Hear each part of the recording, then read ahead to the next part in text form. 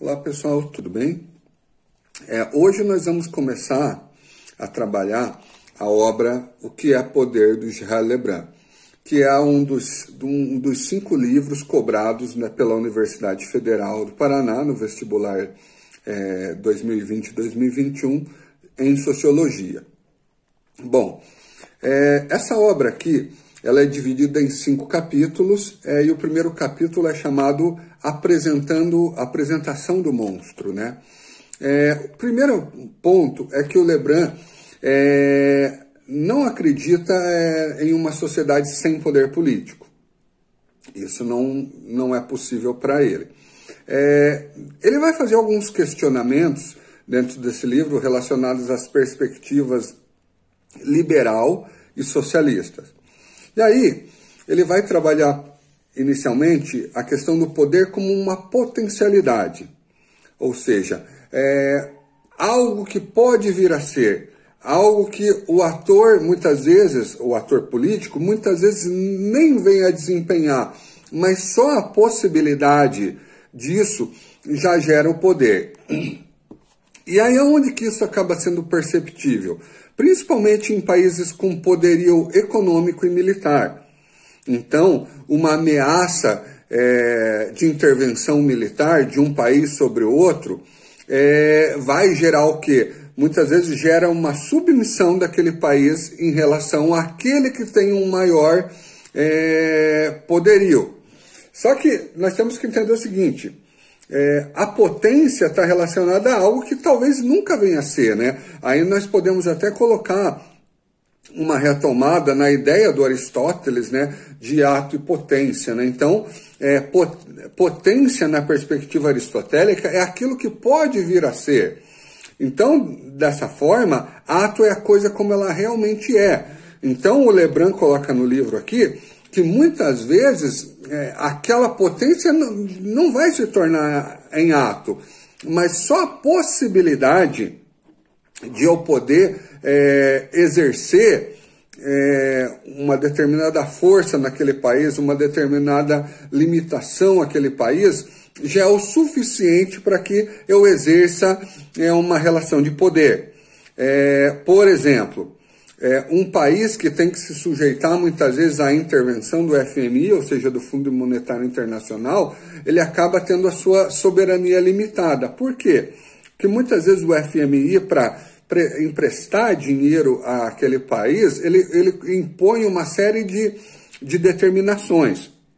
Então, pessoal, o poder, na perspectiva do Lebrun, ele não é definido pelo ato, mas pela possibilidade de agir. Outro exemplo é a força que os Estados Unidos têm de influenciar um comportamento de outros países devido ao seu poderio militar e poderio econômico. Aí nós vamos para a questão da política, né? O que o Lebrun trata, em especial nesse livro, é principalmente a questão do poder político. E aí a política, na perspectiva dele, está relacionada a uma atividade social que se propõe garantir pela força, geralmente que essa força ela é fundada no direito, tá? A segurança externa e a concórdia interna de uma unidade política particular. Aí nós podemos remeter o seguinte lá para o Estado moderno, né? Quando o Estado vai ser a instituição que vai ser que vai garantir a ordem, né? E que, em última instância, ela vai poder fazer a utilização da força, né? Então, o Estado moderno é aquela instituição que vai ter o quê? O monopólio da força, o monopólio da violência. Com o objetivo do quê? Com o objetivo de garantir o bem-estar, de garantir a segurança dos indivíduos. Isso aí acaba sendo muito simbólico, principalmente no Thomas Hobbes, né?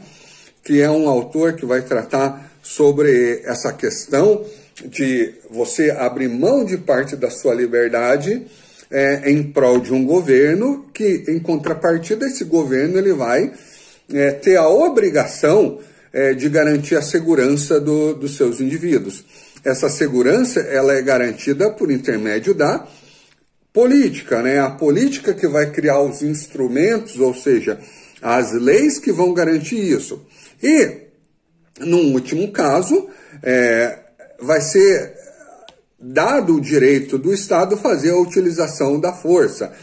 Por quê? Porque nesse momento, né, a partir da fundação do Estado moderno, as pessoas elas não podem agir mais conforme os seus próprios interesses pessoais. Né? Cabe agora o Estado decidir, cabe agora o Estado a garantir a segurança dessas pessoas. Então, só que não se trata simplesmente da força física, né?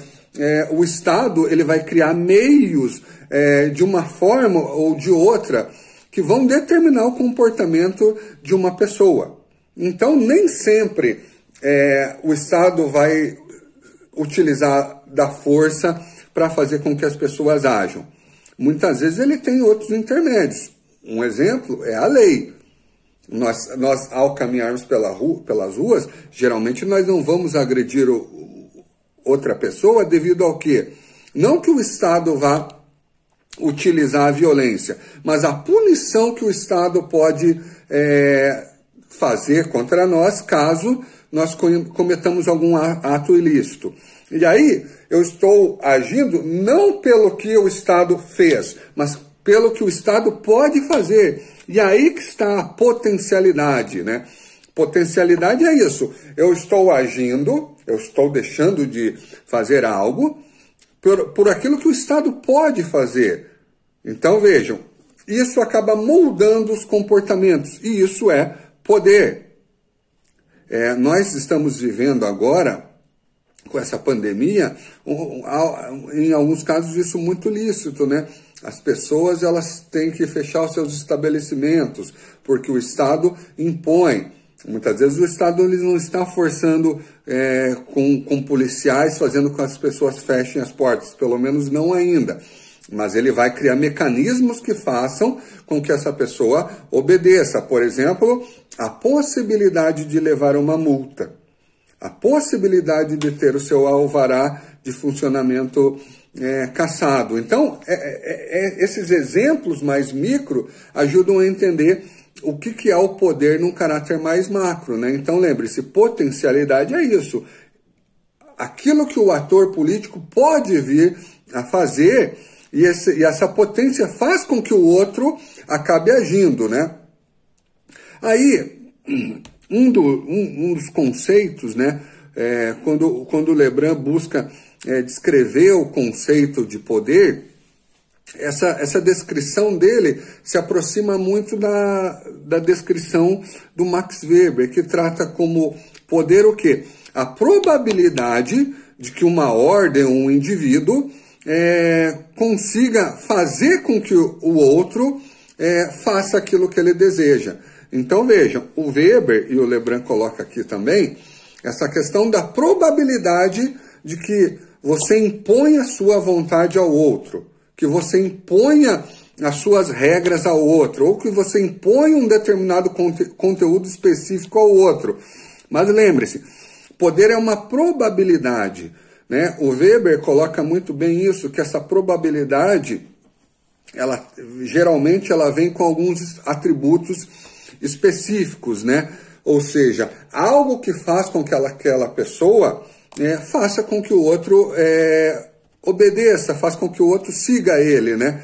Que o Weber chama de formas legítimas de dominação, né? Ele vai ter a dominação burocrática, a dominação carismática e a dominação tradicional, ou seja, são características, são qualidades que faz com que aquele que está sendo dominado julgue aquilo legítimo, tá? A dominação aqui que o Lebrun está colocando não está relacionada simplesmente àquela da imposição física, ela está muito mais relacionada, como nós vimos aí no início, com a potencialidade.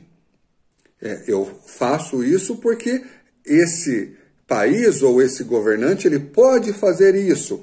E também a questão da probabilidade, né? Probabilidade de exercer o poder. E aí aquele que exerce o poder, ele vai fazer com que os outros sigam a sua vontade. E aí, como o Weber coloca, tem que ter uma característica que faça com que eles sigam determinada ordem. Por exemplo, na dominação carismática se deve a maneira como que aquela pessoa age, né? A sua personalidade que faz com que as pessoas o sigam. Por exemplo, o Getúlio Vargas, ele era um governante carismático, ele tinha o apreço do povo. A dominação burocrática ela está relacionada à capacidade que o indivíduo tem, né? A burocracia, na perspectiva do Weber, está muito relacionada à capacidade, né, de ter uma relação impessoal, ou seja, a pessoa que está exercendo aquele cargo é preparada e vai tratar todos de uma maneira igualitária, independente de quem sejam. A expressão burocracia ela acaba sendo muito criticada no Brasil, né, porque ela está relacionada a um serviço mal prestado, uma morosidade. Só que na perspectiva weberiana, a burocracia está relacionada à impessoalidade, ou seja, aquele que está à frente do poder ou aquele que está exercendo o cargo público, ele vai agir de forma impessoal, ou seja, pode ser a mãe dele ou pode ser um completo desconhecido, ele vai tratar os dois de maneira igualitária conforme a lei. E a dominação tradicional, que está relacionado muitas vezes à família com a qual aquela pessoa a família que aquela pessoa pertence, né? Isso é muito comum aqui no Brasil, né? A questão da tradição das famílias políticas, isso vem desde do começo da nossa democracia, né? Então, essas são as três formas aí de dominação que o Weber coloca, e essas formas elas acabam legitimando o poder, ou seja, a pessoa que está sendo dominado, ela vai justificar aquela dominação, ela aceita aquela dominação devido a essas características ou essas qualidades que o indivíduo tem. Então vamos recapitular. Os dois pontos principais aí dessa sessão aí, a apresentação do monstro, estão relacionados à questão do poder como potência, tá? Ele vai tratar essa questão da potencialidade e a questão do poder, já mais próximo da descrição weberiana, como a probabilidade. Probabilidade de um indivíduo ou de um grupo ou de um governo exercer a sua vontade, fazer com que a sua vontade seja atendida. Eu vou encaminhar para vocês o PDF da obra, tá? Leiam essa sessão no decorrer dessa semana e vocês vão fazer um parecer acerca dessa primeira leitura. Beleza, galera? Obrigado pela atenção, até a próxima.